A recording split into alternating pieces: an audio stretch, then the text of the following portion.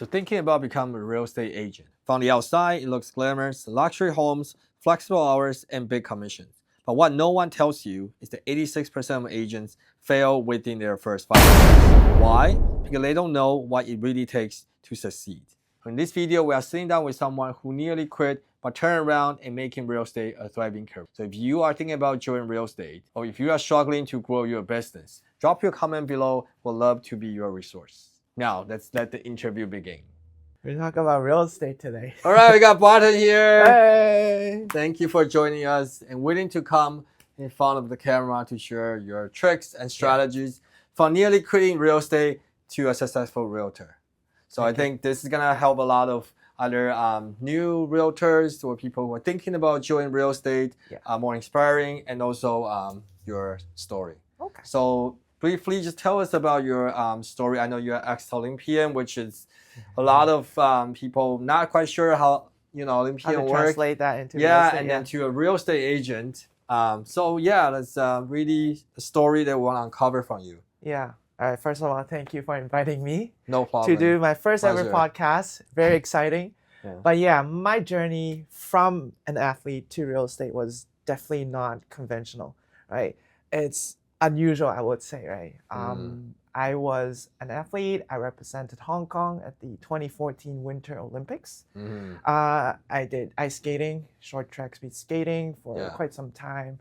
And so how long you been practice for Olympics? So the people know, like, professionally, I've trained around 5 years. 5 years. I have been started skating since I was 10. Wow. Or even earlier as a roller skater. So spent some time in my boots skating around. I have been active for most of my time. I love exercising, and I just love the speed and exciting of ice skating.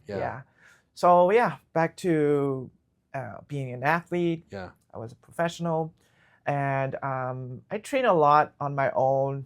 And as I get better, I need to join a team because it's about practicing. How many people in your team? So back in Hong Kong, there's not a lot of skaters. Right? At my level, I was pretty much the only one. You're the only one. I was the only one who is able to compete at the international level. Right. So I have to join a team to help me improve myself. Which is going somewhat similar to real estate. Right? About teamwork, we will talk more about that. So as you get better, you need coaches. You need a little bit more support. Either it's like admin or a trainer, physio, stuff like that, right? And being part of the bigger team, you have other teammates who are better than you, who are able to give you some tips, push you.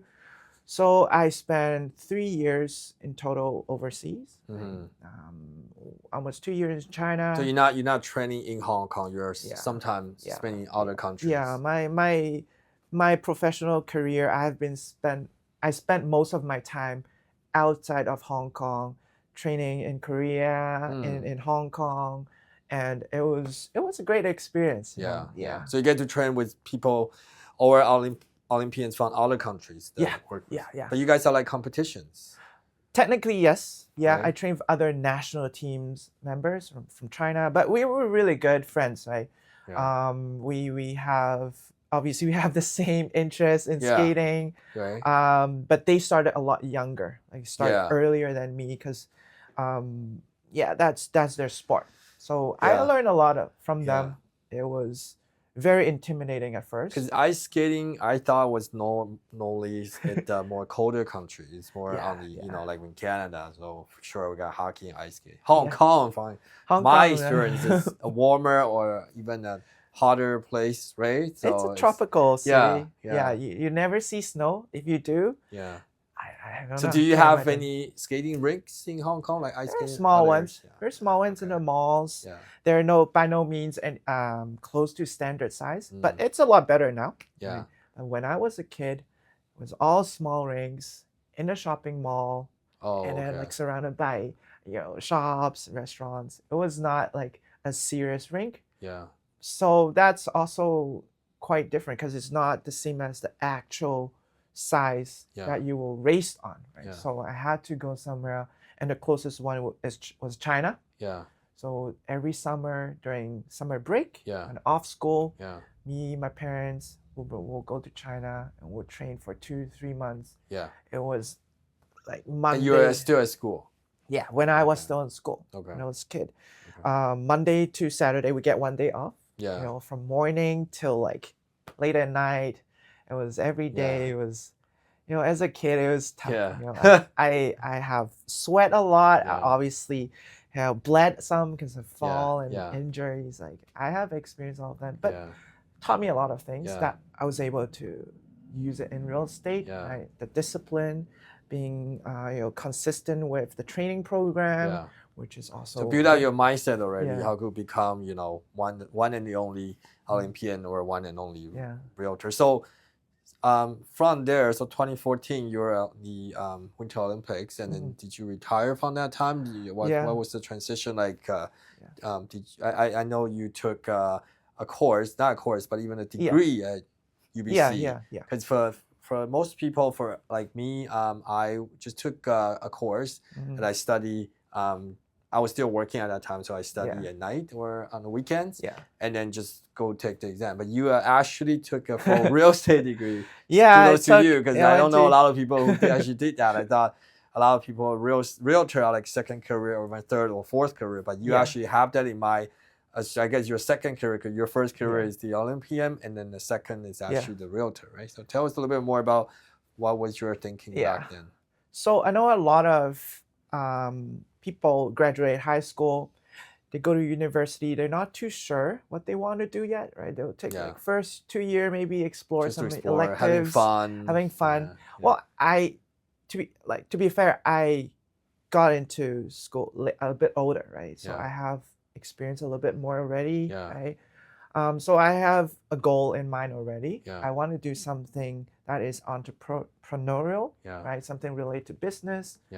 And I enjoyed, the building relationship with people, and the first one that comes into mind it was real estate. And a lot of people took business school or MBA, but you go straight to real estate. Right? I always do something that challenged me. Like as an athlete, I set a goal that was really challenging at that time for all the kids in Hong Kong. Is to become a Winter Olympian. So that's it's a good strategy. It's a good tip. So set up your bar high, right? So you can set a more difficult goals and then try to hit that, right? Yeah. So don't make it yourself too comfortable. Yeah, being have a challenging goal definitely helped me stay focused. And that's also one of the main things I learned from being an athlete, right? To have a really set goal and to have a good team support, right? And also consistency. That's three main things that I learned. Anyways, went to UBC, finished. How long were you at UBC? 4 years. 4 years. So you actually took the full degree. 4 years. Then do you have to take the exam, like the licensing exam? So if you go by my route, you get to skip the course. Okay. Straight to the practicum. So I don't know if they change it right now, but there's like 1, 2, and 3, 4. 3 and 4, you need to register to a brokerage, and then you have someone to shadow them, right? And then you get your full license. So I get to that stage right away. So it does speed up things quite a bit. So basically, you get licensed, and then you can take the practical course. And then automatically you are become a real estate agent. What happened after that? After you become a real estate agent, I know you are by yourself as a solo agent, which most people do, and then you're almost a little bit frustrated, and you're thinking about quitting. Definitely, very frustrated. It's nothing I've done before. Right. I'm pretty good with exercising, physical stuff, but maybe like. It's been a while since I, study in school. It's been a while since I even work with someone like business level, right? So it's been challenging, right? So the transition was tough. I I know what I want to do, but I don't know how to get there yet. Right. My first year was miserable. Right? Yeah. And your parents, I know, keep wanting you to go back to Hong Kong. Wanna. Yeah, they kind of do worry about you. Right? Obviously, all parents are, they want to look after you. Yeah. Right? Especially my Asian parents. Yeah. They want me to get a Go great under job. their wings. And become a lawyer, doctor, or engineer. Right? Yeah. So what do you think about a solo agent now? You have a partnership. Like, how was that transition works out for you? Yeah. So I think I know a lot of like first-time agent who just got their license. They don't know where to start. The main thing is like, if I'm a solo agent, I can make all the shots. I can do whatever I want. I control all the marketing. I set my own schedule. That's fantastic, right? A lot of people like that's freedom, and you become see your own boss. Yeah, you're your own boss. Took care of everything, and you see all the successful agent out there driving nice car. Yeah, but very soon, you realize that it takes a lot to get to that level. And being in a team partnership, or even like a bigger team, definitely gives you a structure and guidance to help you start it. And your background is also very important. I know some people transition into real estate a little bit later, like after like second or maybe third career. Yeah. I know someone who's in a brokerage. He used to be a mortgage broker. He has a lot of connection already. Yeah. It makes sense for him to go solo right away. Yeah. Right? And he did well. Yeah. But for a lot of people who maybe went from a completely different industry, maybe they start from scratch. They studied well in the books, but as we all know, books is very different from acting. So I think some people are actually have their background with their connection. They could either one works. Definitely. But it depends. So do you have any doubt before you partnering? Do you have any doubt before you decide to I wouldn't say join? I have doubt, but I definitely took my time to think about it. Yeah. I'm used to being in a team. I love the collaboration between team members, right? And being able to bounce ideas off each other, and having a coach, mentor to walk you through all the ins and outs of the industry. I think it's always worth to do that to me. So if newer agents who are unsure, it's good to talk to a few people. It could be managing broker from your brokerage, because he or she definitely have someone in mind who's thinking of expanding. You could be talk to someone who's been active, like buying, selling in your neighborhood, right? Just go to MLS. Think about joining forces. Yeah, just see, this agent, I see her everywhere. Maybe he or she is down to add another, agent. There's some ways that I think could get you started, just to think about whether if that works outside the box, trying to find other people inspired to, and start asking questions. So I know you have a really great year last year in 2024. Your business grew 100%. So what do you think was the major difference that you made? So I think one of the biggest thing that I got from teaming up with you is that you gave me a structure and you helped me really focus on what I need to do. Right? Before I joined your team, I tried to do everything, but I end up doing nothing. You know what I mean? It's like I do a little bit here, and then as I dig deeper, I found out I need to do this too, and then I restarting, and then nothing I really get done. So lack of focus. Lack of focus. So when I joined you, you made it really clear for me. So your goal is to prospect, set appointment, and then you can focus on building on the skills that need to get you to these 2 points, which is pretty straightforward, and that's what I think is very good, right? Keep it simple, and then follow your goal, right? I think that's. So we all know, like as a realtor, the most important thing is to generate leads. Yeah. Right, and then once you generate leads, then you figure out how you can keep the leads. Yeah.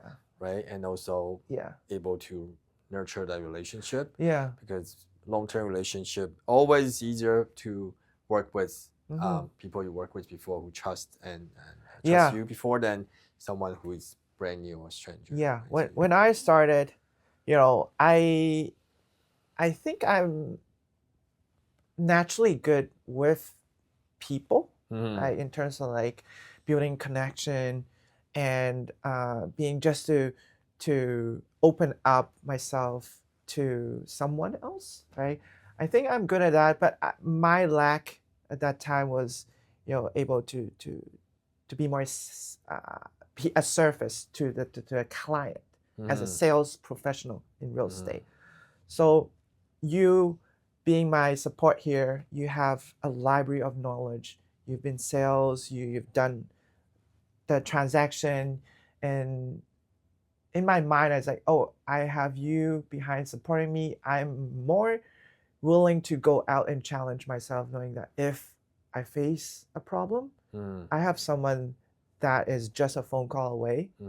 And that gave me a lot of confidence. Yes. And confidence helped me double my sales within a year. That was actually my next question. Yeah. Confidence. Now you're talking about. Okay, before we go into the confidence part, so I noticed last year a handful of your clients are coming from the open house. Yeah.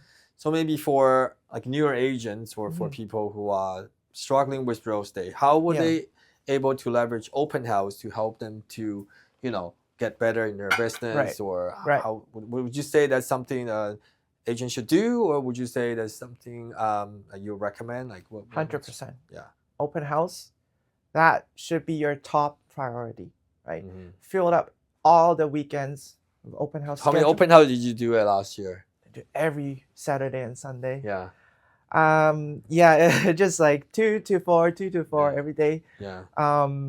Try to fill it up. So 2 hours a day and so 4 hours a week. Yeah, and then try to have the mornings scheduled for appointments and stuff like that. So you have the 2 hours to meet, to do open houses. And I treat open house a little bit different from most agents, right? Yes, open house is to showcase the home. Yes, you're supposed to sell the home, right? The house, apartment, right? But it's also, I think that as an initial interview between me and the potential client, because that's your first interaction with someone who's walking, right? So I make sure that I was well prepared for the open house. I try really hard to study what's in the market, what was sold in the building, what's the trend, just to get myself prepared when someone asks you. It's not all the time that people will ask you, like, oh, do you know what that unit sold for? Like, only very, very savvy buyers might do that. But so your suggestion for people doing open house is to always be prepared for interview. Yeah. Right. So always get ready.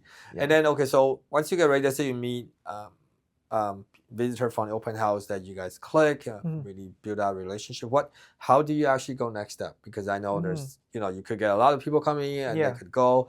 How do you follow up, or how do you nurture that relationship? Yeah, I think that the flow is very important from the first moment they stepped in to the door until they leave the door, and then the next time you contact them, like I call them touch point, right? Well, we call them touch point, right? It has to be. No one knows touch point. Yeah. It's like phone call or text, I guess. Yeah, communications. Yeah, communication. Yeah. It has to serve a purpose. Yeah. Right. The first one is to be friendly, welcome them, know that we are here to serve them, answer any questions, and then as they look at that place, you answer them question, and then you ask follow-up questions. Try to ask like discovery questions. That's what I usually do. Yeah. Right? And then, give us like 2-3 questions that you normally ask. That you would say something that every agent should have that in their textbook. So when people come to, like, what would you say are the questions that you normally ask? The first one I will always ask, like, how did you find out the open house? How did you find out the open house? How did you find out this open house? So get it to find out, maybe that's where a place you can advertise, maybe where the people are coming from, right? It's good point. So it's good, right?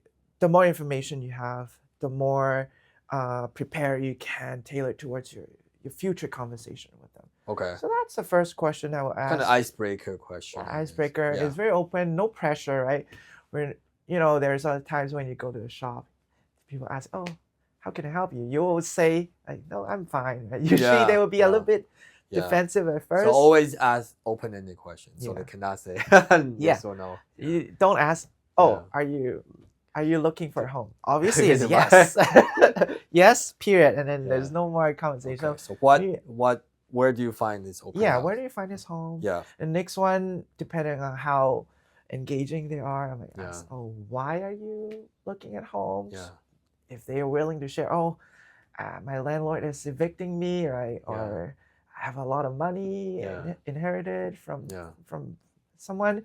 So that might help with your sales in the future. Yeah. Mm-hmm. And any other questions you have in mind? After that, I will usually, depending on what they share, or ask them like the timeline. Like, I want to get to know how urgent they want to buy or sell. Yeah. They might be 5 or 10 years away. They haven't even started, saving for the down payment yet. So that gives you a little bit of sense of urgency, right? If they say, "Oh, I need to get the place next month," then you need to push their priority to top of your list. So that's the 3 main thing. The purpose, how they find out the open house, and then the timeline. Right? Timeline. Yeah. And when do you think it's the right time to actually follow up with them? Call them, text them, or? I usually follow them like right away. Right after the open house. Yeah, right after. When they still have that in mind. Yeah, right? when they still remember you, still remember what this number is. Yeah. Like, who is this sending me? If you cannot do it the first thing next day, right, in the morning, just a call is preferred. Right, call is preferred. If not, you can pick up a call, text, email, and then call again the next day. Okay. Yeah. Okay. Yeah. Okay. Let's go back to the confidence you're talking about. Yeah. So how did the confidence help you with either meeting with the open house visitors, or in general help with your business? So there are few ways to build confidence. One is to know your stuff. So if you know what you're talking about, you will naturally be more confident in what you're saying. Like market knowledge. Market knowledge. Right? Just to know the stats or number. You don't need to know exactly like down to like a dollar level, but at least, this is the range that you're expecting. Yeah. Right. So that will help. So by knowing your craft, help you to build confidence. Yes. And by having confidence, it help you to speak more. Yeah.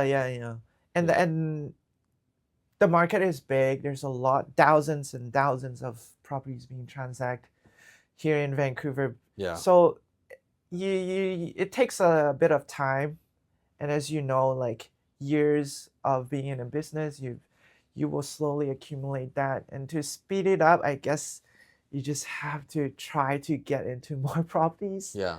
And to see it yourself, because there's a lot of photos, videos online. Maybe it will help better if you can. So I guess at your point right now, because you do a lot of open house, you build the confidence. What about the people who just started? How do they actually build confidence that way, right? Because just like you were started, it's very difficult to actually. You can start the market, you can study the market, you can learn all the stuff, but how do you actually build a confidence when you actually talk to people? Like, what's your suggestions to those people? So, practicing is key. Yeah.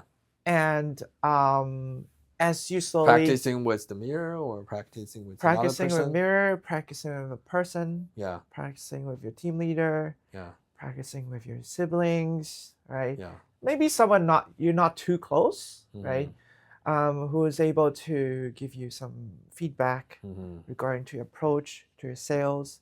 That's helpful too, right? And you want to practice with someone who's not paying you. I mean, what I mean is not your client, right? You want to be able to you don't want to practice speak on your perfectly when prospects. you actually yeah. Need to close a deal. So yeah.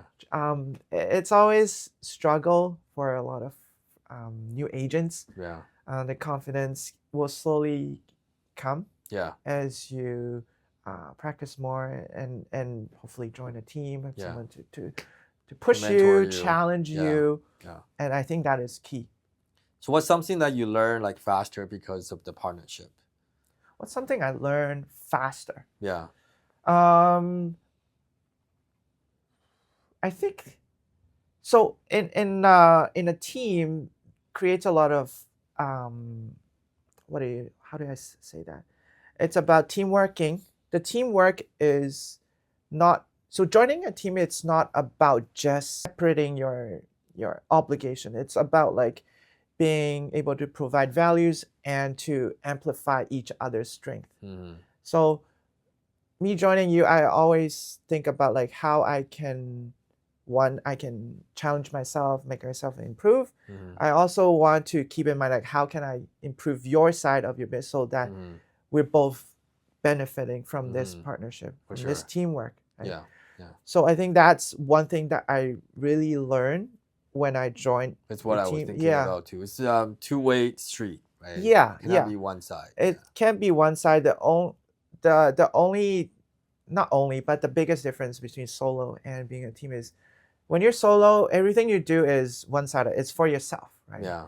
But also comes with greater accountability. You need to really hold yourself discipline. accountable. Help yourself accountable. With a team, you have each other bouncing off ideas. Yes. To share some of the stress. You know, when you're solo, there's not many people you can chat or to vent related to real estate. I can chat with my girlfriend. She's not in the industry, so she won't understand a lot of the things that I vent about. Right? Because they're not in our shoes, so they don't know what they don't know. Like, they're like, I'm already big enough. I don't have time. So it's only people who are actually in our industry will kind of reflect on how we feel. So it's good that with someone look up to each other and able to bouncing ideas. That's great.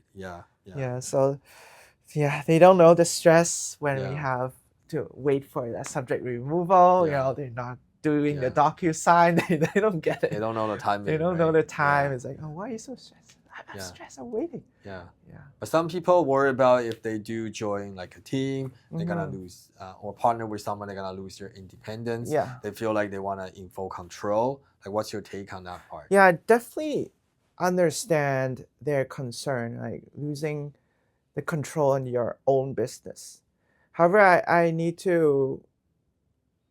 have to warn, like, to bring this out is that being partnership shouldn't be a compromisation. It shouldn't compromise each other. It should be, as I mentioned before, it should amplify the team leader and the team members, right? If you feel like you're being hindered or you are not performing as good as before, or you have concern, then maybe the team dynamic is not what suits you. If you understand what I mean, like, maybe it's just the style of how they do business is not right for you, or maybe you haven't explored enough with different teams, right? But it's a legit concern, and I don't think there's any problem with that. Totally agree. It's the trend now. I think being in the real estate teams is going to be the major force in the real estate as the population grows, more listings out there, more homes are out there naturally, and hopefully there will be more clients, more prospects. Right? Being able to have someone to cover you while you're away, right? We're human, right? We need breaks sometimes. Being able to help each other once in a while is definitely gonna help, emotionally or even physically too. And we held each other accountable for our task, for our weekly thing that we have to do, right? Because real estate is not really you're not attached to the outcome, but you just have to follow through on what you promised to do, right? So accountability is a big part of being a realtor. So how was partnering with me help you to improve your accountability? I I really enjoy those weekly meetings with you. You know, we have a set agenda, we update the number, we go through what was not done, what needs to be, what needs to catch up, stuff like that. Those really help me stay focused. Yeah, keep on track. I know, next Monday I need to report my numbers to Ken. I still like 10 calls away. We report each other. Yeah, I know. and that's good. That's a good thing. I appreciate a little bit. Keep you going forward. Yeah, keep me going forward. Yeah. And I think without that, you just kind of have more excuse to, I can do it next time. Yeah. So for realtors who are kind of struggling, or for new agents, what's your advice for them to start solo or to join a team or partner with someone else? What's your advice to those people? Yeah, there's advice, I think, for solo, for new agents. Definitely try to explore first. Don't make the decision right away yet, right? I'm sure there are a lot of people who works well on their own, right? If you're Elon Musk, right, you have your own ideas. You can never stand working with other people. Then, go ahead, try, right? If your personality is really good at, keeping yourself consistent, disciplined, then solo could be the way to you. But if you struggle with structure, if you struggle with consistency, then team, I think, is the way to go to get you started. Yes. Okay. So looking back, what's one thing you wish you have done differently early in your career? That's a really good question. What should I have done? I think so. It helps people to, when they started, they already have this question answered for them. So you kind of help them to, just not.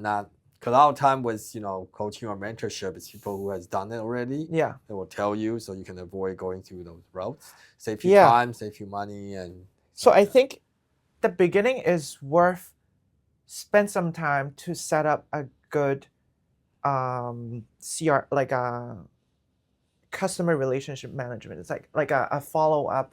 Either it's as simple as a piece of sheet, Google spreadsheet, or you want to invest into something more sophisticated, like agent locator, follow-up boss, stuff like that. Then I wish I've started to document all those like leads that I have, and to be able to follow up more consistently.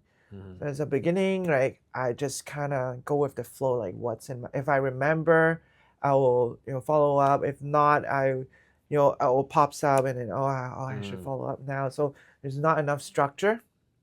So I think newer agents should have that system set in place and then follow it religiously. Like if you have it set up, then use it. Right? The best CRM I've heard is the one that you use. Yeah. There's a lot of out there, and you can spend days on it, spend thousands money, but the one that is the best is the one that you use, and you follow up, you document your conversation, your clients' preferences, what they're looking for. I think I would do that if I can. Right? To start again. To right? start again. Yeah. But you can. I cannot. But I'll start now. Yeah. I start now. It's never too late, right? So now it's better than ever. Yeah. Always use the one that CRM that you're using. Yeah. So if new agents out there don't know what to use, reach out to us. Yeah. So like you said, for people who don't know you and wants to maybe learn from you or chat with you, where was the best place to reach you? I mean, if you Google Barton Louis, my name should pop up there, hopefully, right? Yeah. If not, our website, kenhuteam.com. Yeah. You see us on YouTube. Yeah. If you want to reach you individually, what's the best platform? So reach out to me on Instagram. I am active on Instagram. What's your Barton Louis? Barton Louis Realtor. Yeah. Barton Louis Realtor. Yeah. Okay. Barton Louis Realtor was my handle. So you can reach out to me on Instagram. I have everything on there in my profile setup, my number, email. So whichever one suits you, just send it over. That's sweet. Perfect. So give one last advice to people who are thinking about joining real estate or people who are struggling. What would you want to tell them that will help them to break through that bottleneck or obstacles? Yeah, I mean, if you're still on the fence, just do it. Get the license, write the exam, just study, pass the exam, get the license, get it going, and then be very, very, put your 100% effort in there. Do the calls, make sure you set the appointments, do everything you need, and reach out to people who you trust in the real estate industry. And yeah, I'm sure you will enjoy it, right? It does take time to build.